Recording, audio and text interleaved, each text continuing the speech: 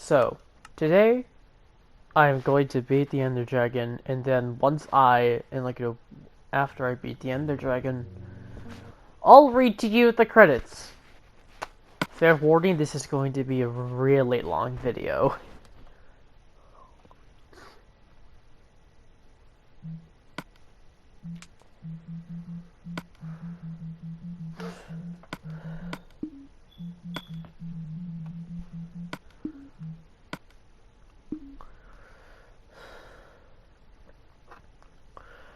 I just created the world. I have now just created the world.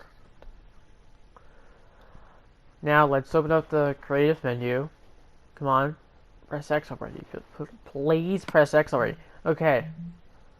Well, technically X wasn't square, but yeah. So, let's try to find some armor. Okay, I found some armor. Put it on. Move the sword to the first slot in our hitbox. Fig at the bottom there. I can't remember the fucking name for it right now. Put the arrows in there.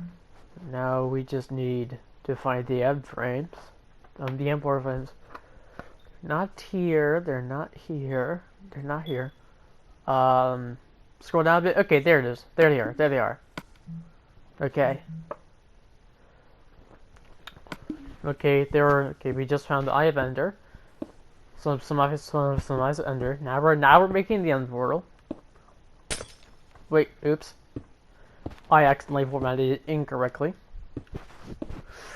Oops. Now we're putting in the Eyes of Ender.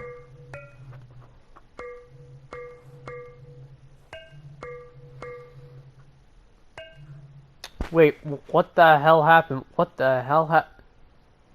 Oh, that Eye of Ender was being a bit sus. Okay, never mind. And now we're in the end. Now let's fly and break some blocks so that we can get to the Ender Dragon.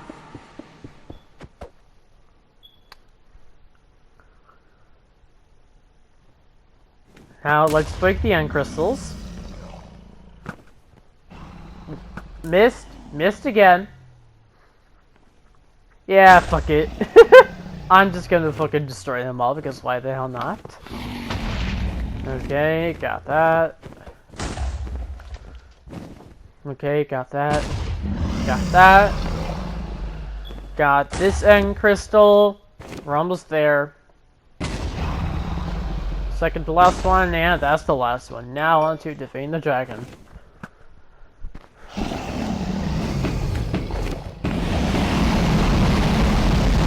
Now, to be fair, this is pretty loud, so I'll have to talk over it at some points. Besides, I don't even know if the Ender Dragon sounds are going to even drown out my commentary once I'm done. Okay, now he's back down to his space. Fucking spam R2 again. We have to spam R2 like a lot during this Ender Dragon fight. It kind of felt like my finger was getting a bit, at least to me, it felt like my finger was getting a bit tired of hitting R2 when I was recording this. Okay, we've got it down to half health, just past half health. Okay. Now let's do it again. R2, we're spamming R2. Okay, we're almost there. God fucking damn it! The Ender Dragon went from his goddamn base again. Okay, this is the last few shots that I keep missing. Can I get this one? Okay, looks like I fucking missed. Dodged it. Okay. We're in the home stretch. And he has been defeated. Now on to the longer part of this video, which I will be doing for another 5 minutes or so. Okay, not another 5 minutes, like another 15 minutes. Now I'm grabbing all the XP. Oh god, I'm so not ready for this. So, going in there. We're going in there. I see the player you mean.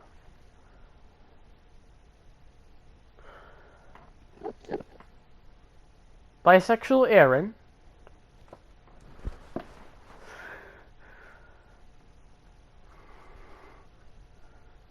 Yes, take care. It has reached a higher level now. It can read our thoughts.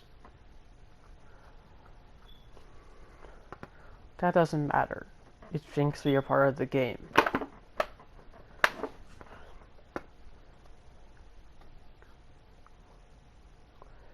I like this player. It played well. It did not give up.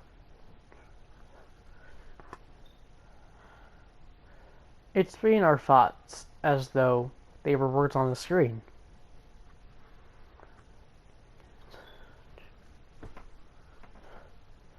That is how it chooses to imagine many things, when it is deep in the dream of a game. Words make a wonderful interface, very flexible and less terrifying than staring at the reality behind the screen. They used to hear voices, but before players could read. Back in the days when those who did not play called the players witches and warlocks.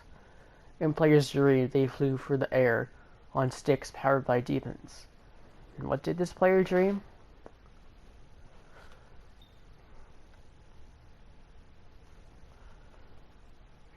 This player dreamed of sunlight and trees, of fire and water.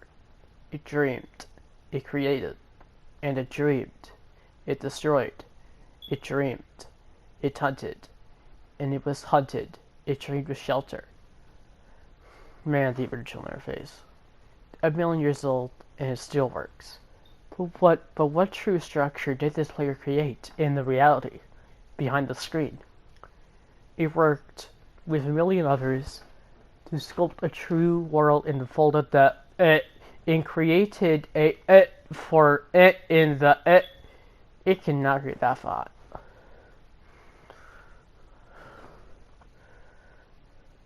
No, it has not yet achieved the highest level.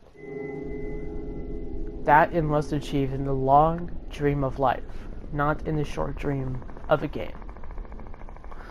Does it know that we love it, that the universe is kind? Sometimes, through the noise of its thoughts, it hears the universe. Yes. But there are times it is sad. In the long dream, it creates worlds that have no summer, and it shivers under a black sun, and it takes its sad creation for reality. To cure it of sorrow, would destroy it. The sorrow is part of its own private task. We cannot interfere. Sometimes, when they are deep in dreams, I want to tell them they are building true worlds in reality. Sometimes I want to tell them of their importance to the universe. Sometimes when they have not made a true connection in a while, I want to help them spread the word they fear. It reads our thoughts. Sometimes I do not care. Sometimes I wish to tell them that this world I wish to tell them this world you take for truth is merely and I wish to tell them that they are and they see so little of reality in their long dream, and yet they play the game. But it would be so easy to tell them. Too strong for this dream. To tell them how to live is to prevent them living. I will not tell the player how to live.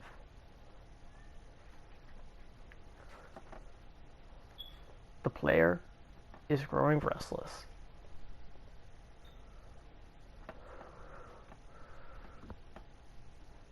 I will tell the player a story.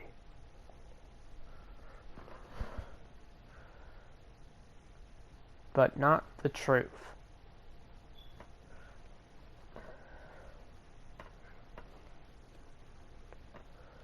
No, a story that contains the truth safely in a cage of words, not the naked truth that we can burn over any distance. Give it a body, again.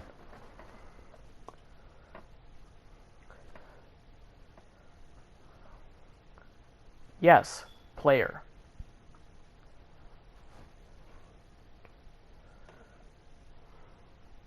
Use its name.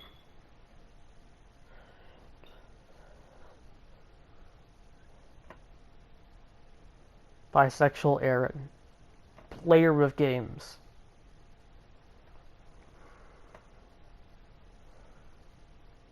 Good.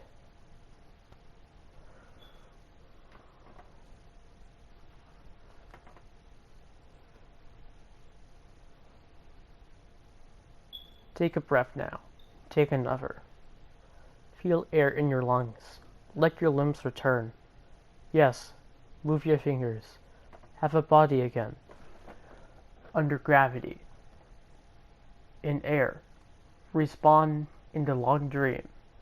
There you are, for body touching the universe again at every point, as though you were separate things. As though we were separate things. Who are we?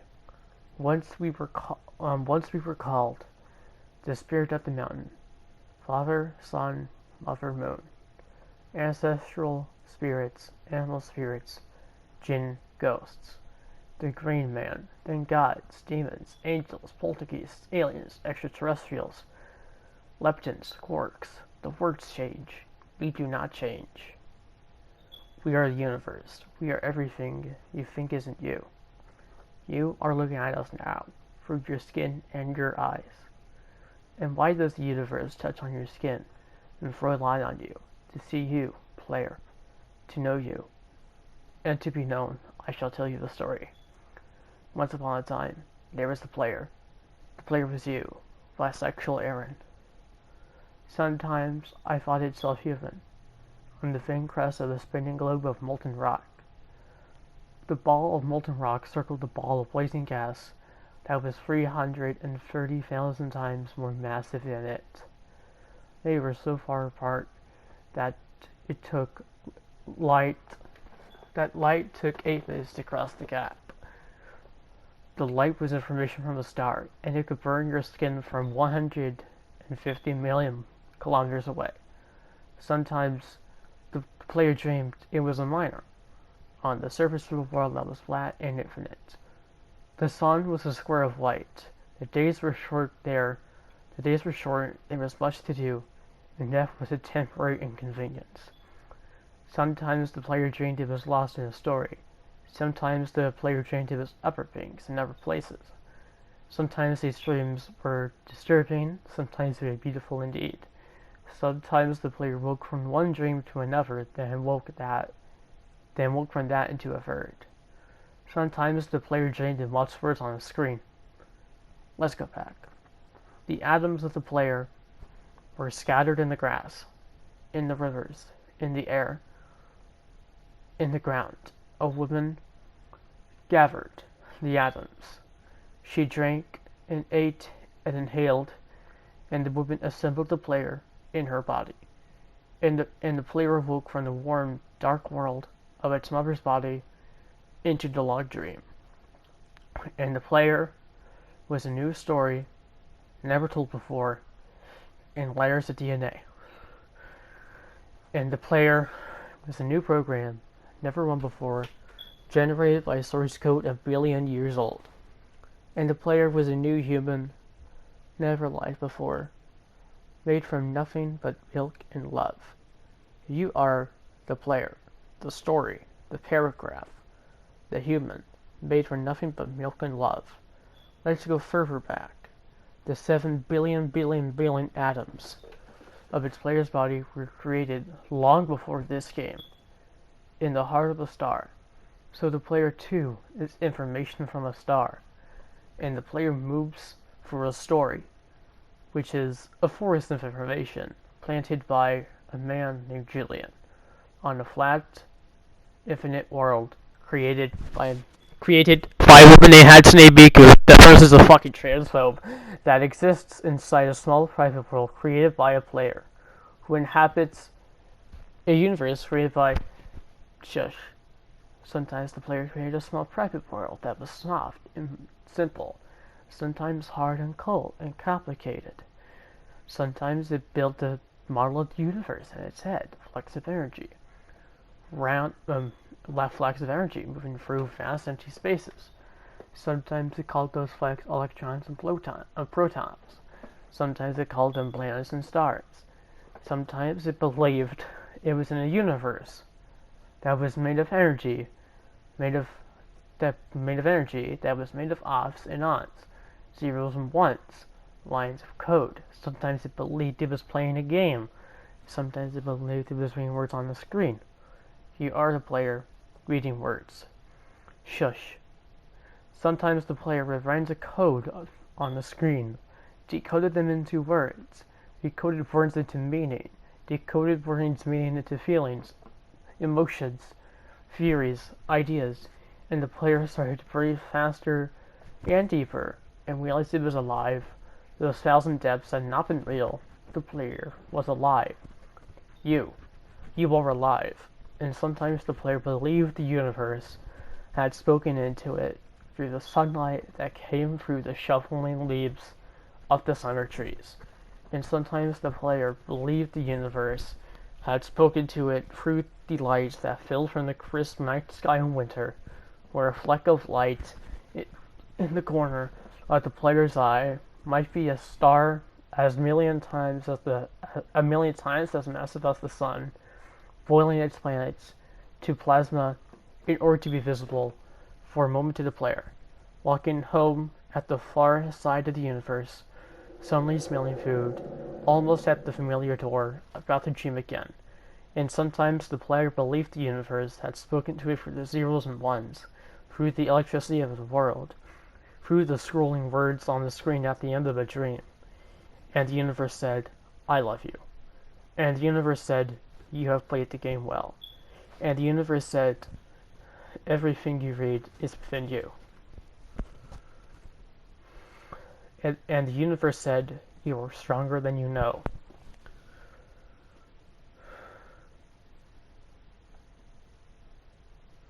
And the universe said, you are the daylight.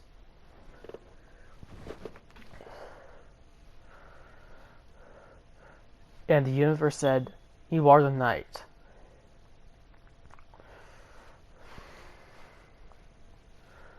And the universe said, the darkness you fight is within you.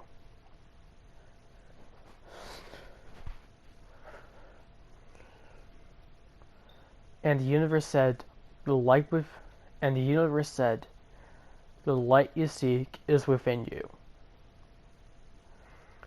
And the universe said, you are not alone.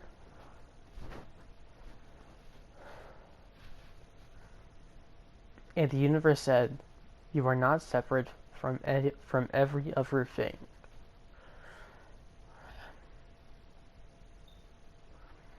And the universe said, you are the universe lasting itself, talking to itself, reading its own code. And the universe said, I love you, because you are love.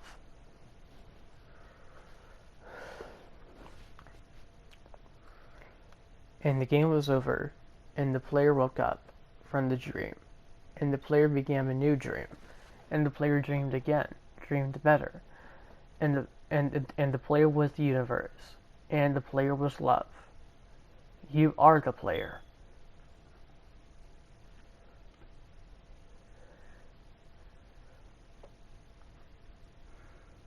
Wake up.